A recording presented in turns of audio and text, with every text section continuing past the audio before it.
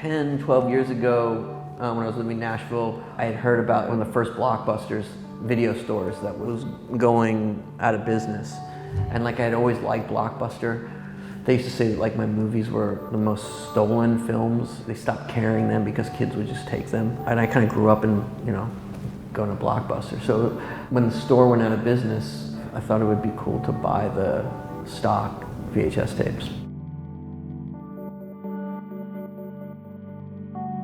When I made the movie Trash Embers, I liked the idea of disguising the film after it was done.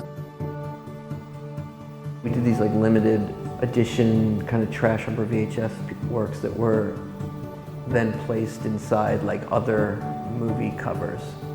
And then I would kind of like deface them and turn them into like my own thing and then send them out.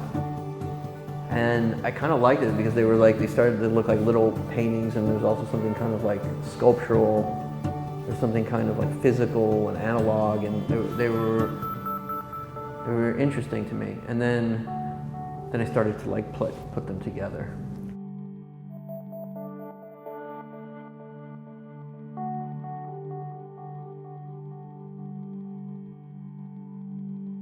I went back to it a couple months ago or last year, and they looked cool, and I just liked the way that they felt. And also, it was like nice. There's this kind of like multiple meaning to them. Obviously, I have like a connection to the films, but also to movies. And then I liked kind of changing the narrative of the films. I like the idea of like what's contained in the box, and like being in the box. I like everything that they represent in some ways, like all the man hours that went into each film that's now kind of like disappeared in the credit lists and the thousands of names. It's like the forgotten storylines. It's like there's so much there. So I like what's behind. I like the way it looks, but also like kind of like what's behind, like what's inside the box.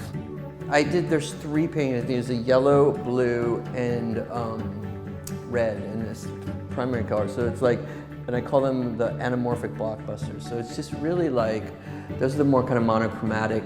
I think they have like a single image in the center, but it's the same lens I use, really. It's the same ratio format. It's like a 2:3:5 that I use to kind of anamorphic lens when I make films.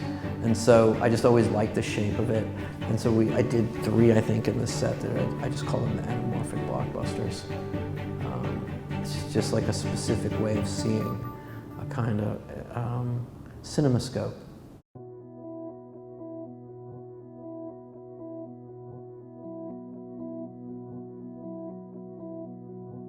The figure is like I've been drawing him since I was a kid. It's really, I don't exactly know like who he is or what he is, but it's the simplest thing to draw, but it's also there's something kind of like, they're kind of eerie, but also kind of friendly. And there's like these kind of like sexless, faceless, I call them like friends or almost ghosts or something.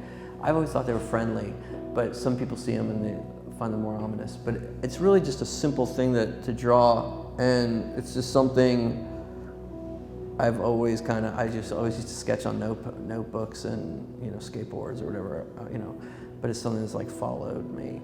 And I just like the way they look when you connect them. Usually when I make the characters, there's like a kind of routine to it.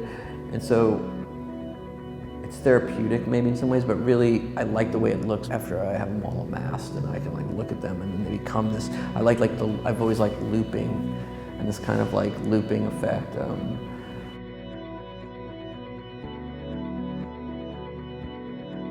I just like repetition. I don't know, maybe it's also movies and there's like 24 frames a second. There's just there's like a trance thing that starts to like happen with loops that I enjoy. Yeah, I've always been drawn to.